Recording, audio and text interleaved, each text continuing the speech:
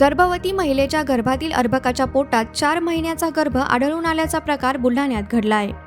या प्रकाराची माहिती जेव्हा डॉक्टरांना समजली तेव्हा महिलेची प्रसूती बुलढाण्यातील शासकीय रुग्णालयातच करण्याचा निर्णय जिल्हा शल्य चिकित्सकांनी घेतला. त्यानंतर शासकीय रुग्णालयातील डॉक्टरांच्या टीमने 32 वर्षीय महिलेची यशस्वी प्रसूती केली आहे. काल सायंकाळच्या सुमारास या महिलेची प्रसूती झाली.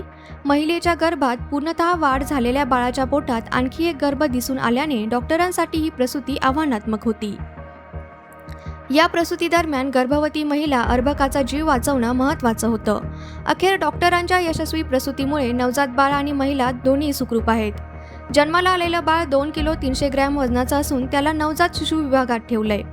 या प्रकाराबद्दल जिल्हा शल्य चिकित्सक डॉक्टर भागवत भुसारी यांनी माहिती दिली आहे. जे आपल्या इकडे फिट्स अँड फिटूचे पेशंट होते, रुग्ण महिला, तिची डिलिव्हरी झाली, बाळाची तब्येत कशी आहे? एक परवाच्या रात्री आपल्याकडे की आपण मागे मीडियामध्ये जेव्हा ते चालू होतं फिटस इन फिटू, म्हणजे एक महिला आहे तिच्या गर्भामध्ये एक जे बाळाचा आपण म्हणतो बाळाच्या पोटामध्ये बाळ, तर फिटस इन फिटू ॲक्च्युली ते बाळाच्या पोटामध्ये बाळ आहे असं हे आपण थोडंसं चुकीचं बोललं जात आहे.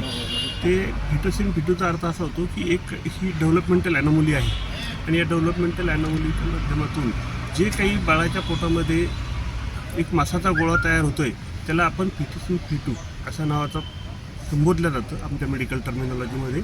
तर त्या महिलेची डिलिव्हरी परवाला रात्री झालेली आहे. त्याचं सिझेरियन सेक्शन करण्यात आलेलं आहे आणि जी महिला आहे, जी माता आहे, तिची प्रकृती अतिशय उत्तम आहे आणि बाळ आपण आपले जे SNC विभाग असतो त्यामध्ये ॲडमिट केलेलं होतं आणि वैद्यकीय अधीक्षक जे आपलं अमरावतीचं सुपर स्पेशालिटी हॉस्पिटल आहे त्यांच्यासोबत बोलणी करून त्या बाळाला आपण तिथे पुढील उपचारासाठी संदर्भित केलेलं आहे. बाळाची प्रकृती अतिशय उत्तम आहे. आज सकाळीच मी डॉक्टर अमोल नरोटे यांच्यासोबत बोललेलो आहे आणि जे पिडियाट्रिक सर्जन डॉक्टर आहेत ते त्याच्या चाचण्या करत आहेत.